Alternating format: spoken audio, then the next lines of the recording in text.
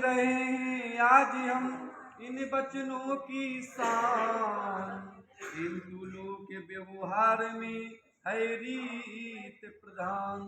लोग वचनों को लेकर के भूल जाते हैं, किंतु उन्हें भूलना नहीं चाहिए। क्योंकि यहाँ पर ये बधू कह रही है बड़ महोदय से, कुछ वचन यहाँ अब प्राणनाथ मैं आज यहाँ पर मांगूंगी, स्वीकार हृदय से कर लो तो मैं वाम भाग में आऊंगी। अब करके ईश्वर का ध्यान में 7 वचन सुनाता हूँ, क्या कहती कन्या वर से सारा वृत्तांत सुनाता हूँ। पहले वचन में आप कह रही हैं कि आप मुझे अन्नपूर्णा की पदवी देंगे। हमारे यहाँ अन्नपूर्णा एक देवी का भी नाम जो अन्न को देती है। और एक भ्रांति बनी हुई है कि जब कोई व्यक्ति या कि वर महोदय कोई पूजन इत्यादि होता है तो हाथ में अंगुली भर करके ले जाते हैं, बोले गिरना चाहिए, और वही अन्न फिर कुचलता है। और यहाँ तक ये प्रथा कुरीति चल गई टेलीविजन के माध्यम से कि जब वधू का प्रवेश घर में होता है तो अनाज से भरा हुआ कलश उसके पैर से लुढ़काया जाता है। जिस अन्न को हम खा रहे हैं उसे भी पैर मार रहे हैं। और हमारे यहाँ पुराने लोग कहा करते हैं कि अन्न को कभी पैर से नहीं मारना चाहिए, पर टेलीविजन की हमने सीख ली, उसके अनुसार हम आज करते चले आ रहे हैं। कुछ अपनी बुद्धि से भी लगाना चाहिए कि जिस अन्न को हम खा रहे हैं, जिस अन्न के द्वारा हमारा जीवन है, उसे हम पैर मार रहे हैं। जिस घर में घुस रही है पहली जाकर के वो अन्न को लात मार रही है, तो बताओ घर की क्या होगी समझती, आप अनुमान लगा सकती है। तो कह रहे हैं यहाँ पर कहेंगे कि अन्नपूर्णा की पदवी तुम देना मेरे नाथ, भोजनशाला का प्रबंध रखना मेरे हाथ, ये मैं प्रथम वचन को मांगू जिसको दीजो मेरे नाथ। बोले मैं आपकी घर जा रही, मुझे पता नहीं रसोई घर कहाँ बनाऊंगा, या अतिथियों को बिठाने का स्थान कहाँ पर है, कहाँ पर भोज्य सामग्री रखी हुई है भोजन बनाने की। आपकी पहली जिम्मेदारी होगी आप मुझे अपने घर से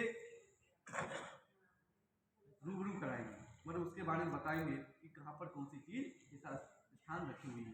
क्योंकि अचानक आप घर पे ना हो, घर के अन्य सदस्य भी घर पे ना हो, और अचानक कोई मेहमान आ जाए, मैं उनका आर्थिक सत्कार कैसे कर पाऊंगा। कहा जाता है कि जिस घर में कहते हैं गुरुकुल सूना गुरु के बिना, और गुरु भी सूना ज्ञान बिना, घर है सूना नारी के बिन, और नारी सूनी संतान बिन। हमारे यहाँ कहा जाता है कि दूध दे पर हुए मरखनी वो गैया भी गैया क्या, बांझ भी कर फिर स्त्री वो मैया भी मैया क्या, हम हाँ वक्त पड़े पर काम ना आवे वो कोई पैसा रुपया क्या। तो कहती है आपकी पहली जिम्मेदारी होगी कि आप मुझे अपने भोजनशाला का प्रबंध आप करके देंगे। क्योंकि जिस घर में स्त्री नहीं होती उस घर की स्थिति आप जान सकते हो। थोड़ा सा उदाहरण दे देता हूँ। मेहमान थे, रात्रि के 10 बज चुके थे, बोले भाई साहब अब तो यातायात भी नहीं चल रहा है, कोई वाहन नहीं चल रहे, कैसे घर पे जाना होगा, तो इसलिए सोचा कि आपके घर आ जाए। रुक गए किसी के यहाँ सज्जन, और व्यक्ति वो अकेले रहा करते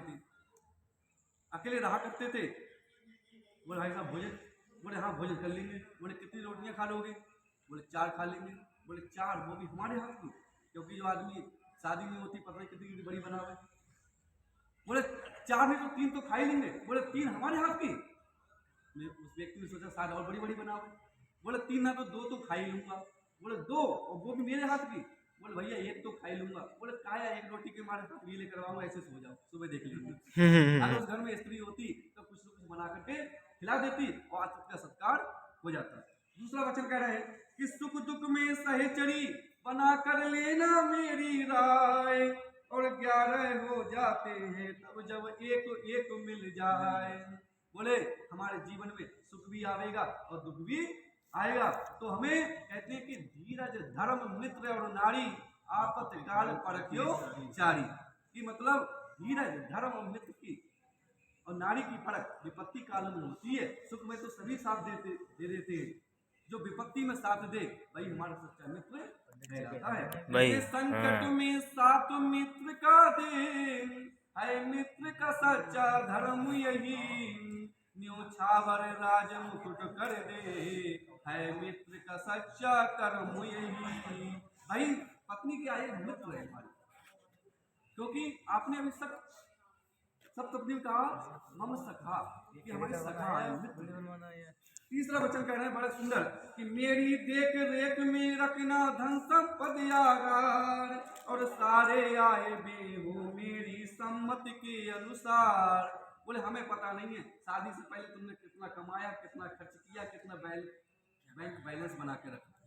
अब हम आपकी पत्नी बन चुके हैं, अब आप कितना खर्चा कर रहे हैं वो बताएंगे, कितना कमा रहे हैं वो बताएंगे। और पिताजी के साथ साथ जो जन्म दिया है, उन्होंने आपके ऊपर खर्च किया है, आपका पालन पोषण किया है, उन्हें भी समय समय पर आप देते रहेंगे। और कह रहे हैं यहाँ पर, ये कह रही है कि तीजे वचन में करो पशु विक्रय, मुझको पहले बतला देना। यदि करो व्यापार प्रिय, मुझको पहले समझा देना। बोले अगर आप क्रय विक्रय कोई खरीद रहे हो, कोई व्यापार कर रहे हैं, तो उसमें भी आप मेरी परामर्श लेंगे। और चौथा बड़ा सुंदर बताया है, अर्धांगिनी समझना मुझको मेरे प्राणाधार, औरों के आगे मत करना गुस्से का व्यवहार। बोले मैं आपकी पत्नी हूँ, कभी सखी सहेलियों में बैठ जाऊं जाकर के और आप वहां पर आए और मुझे अब शब्द कहने लगे, यहाँ तक कि मेरे ऊपर हाथ उठा दें, क्यों रसोई घर का दरवाजा टूट जाए और बिल्ली आए, कुत्ता आए, मुझे उल्टा कर दे, इसी कारण आप गुस्सा कर दे मेरे ऊपर, तो आपको ऐसा कार्य उस समय नहीं करना है। हाँ, एकांत में आप मुझे जो दंड देंगे मुझे स्वीकार होगा। आप कहेंगे कि घर में जब सखी सहेलियों में यदि बैठी हूं मैं जाकर के, तब मेरा अपमान न करना आप वहां पर आकर के। और कह रही है कि प्रभु सभी पराई नारी को तुम माता समान ही जानोगे, सब सुख मुझ में ही देखोगे, मुझको ही अपनी मानोगे। और पांचवा बड़ा सुंदर बताया है, घर का आंगन रहे न खाली, पुत्र गोधन से भरतार, और दूध दही पर पूरा पूरा हो मेरा अधिकार। बोले इसीलिए सबसे पहले हमारे पिता ने कन्या प्रतिग्रहण से पहले आपको गौ दान दिया। बोले घर में गाय से दूध हो, दही हो, मट्ठा हो, जिसे पी करके हम दोनों बलवान बने, हमारे आगे आने वाली संतान भी बलिष्ठ बने, ऐसा बताया। और कहा पुत्र प्राप्त हो गए, हमें उत्तम संतान प्राप्त हो गए। तो कह रहे हैं पुराण लोग कहते हैं, बोले स्वर्ग किसे कहते हैं?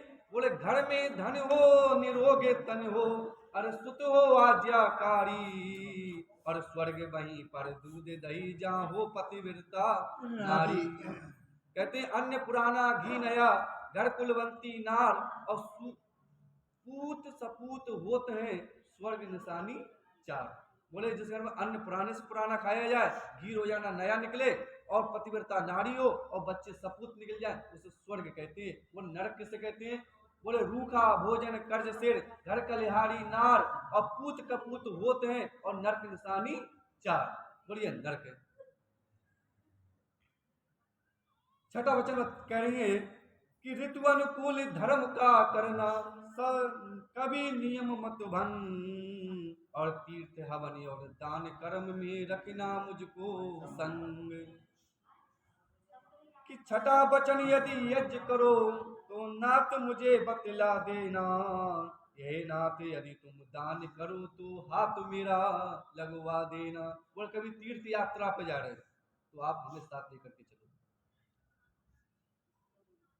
कोई दान इत्यादि कर रहे हो, हवन इत्यादि कर रहे हो, तो मेरी सहमति भी, मेरा साथ भी आपको लेना होगा।